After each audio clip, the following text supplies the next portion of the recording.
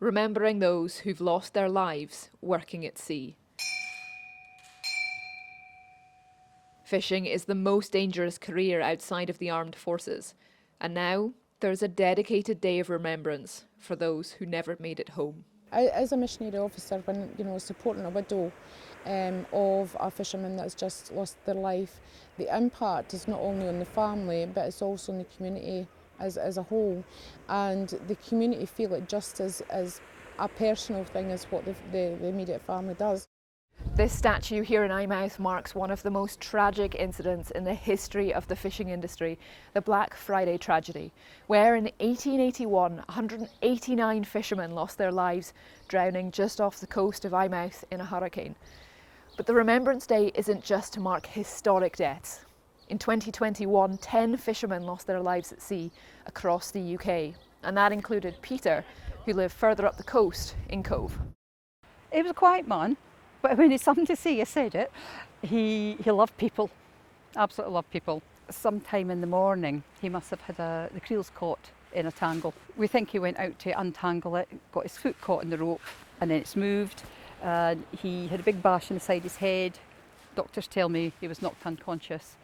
Must have landed in the water, and the cold water shock gave him a heart attack. The Remembrance Day wasn't just for widows like Betty, but also for the fishermen who know firsthand the risks out at sea. The boat was on an open deck where they worked, and we were working the sea net with big reels. And I shouted down to a hailer and I said, "Stand clear of that last rope." And this guy says, "What?" Step back, and the rope went around his leg, and next thing I was in the water. But we had the end of the rope, and we lifted him on a power block like a crane, and we lifted him aboard. And the first thing he says, "Anybody got a cigarette?" The Fishermen's Mission organised the day, but also used it to raise awareness of the importance of life jackets, not only for personal safety, but also as a way of ensuring rescue services can recover a body and bring closure to grieving families. Without a body, there's no payout for insurance, and then that in turn has an impact on the families because they then have to find a way to fund how they move forward in life because there's no income, but there's also no insurance payout to cover the cost of any funeral because there's no body. You can't take it for granted. You don't know if you're going to get them back. The lifeboat crews, I know them well. I got a message saying from them, "We'll find them, Betty. We'll bring them back." We did.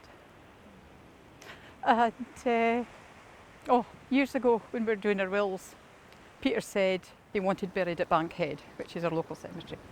He says, "I don't want cremated because somebody will have the daft idea of spreading my ashes at sea, and I do not want to spend an eternity on the sea. I've spent all my working life there."